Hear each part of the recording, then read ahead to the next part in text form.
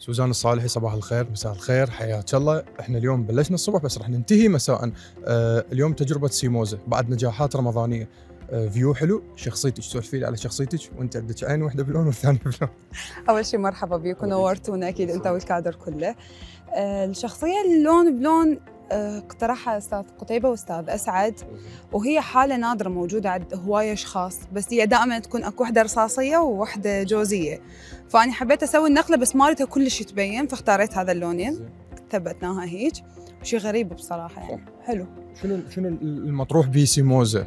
ايش راح نشوف سوزان بسيموزة؟ اختلافك عن بقية الكاركترات اللي لعبتيها.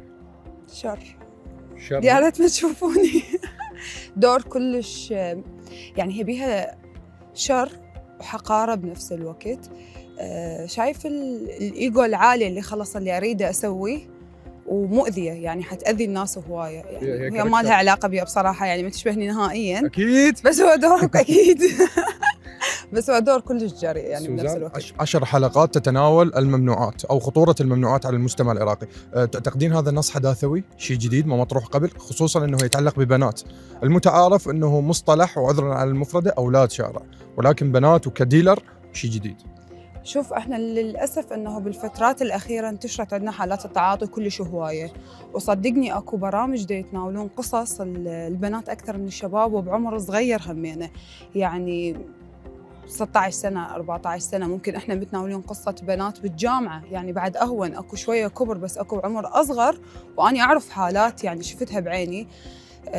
فإن شاء الله أنه ينفعهم بالتوعية، يشوفون أنه هذا الشيء بدايته راح توديك النهاية تعيسة، يعني هي بدايته نهايتك أنت، بداية الشيء وياك نهايتك. مجتمع عراقي مستعد للتعاطي مع هكذا تفصيلات، لربما خطوط حمراء؟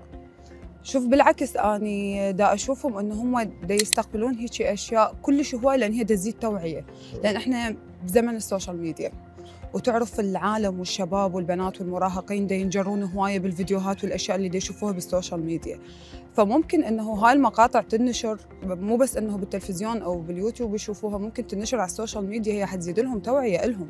فأنا دا أشوف لا والله دا يتفاعلون ويا الموضوع كلش هواية. هسه بعيدا عن المسلسل وسيموزة، رجعت وشوت، خلينا نسولف.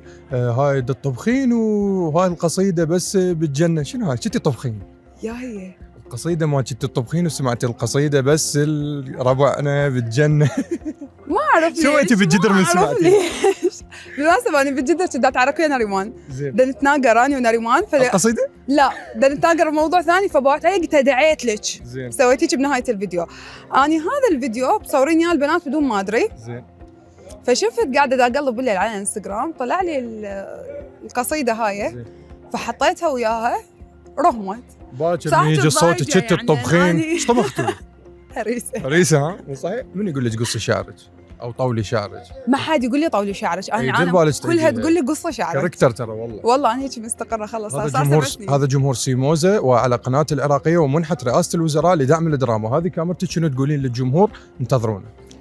انتظرونا بمسلسل يختلف كليا، بدور ابدا ما راح تحبوني بيه، بس راح تحبون الشخصية.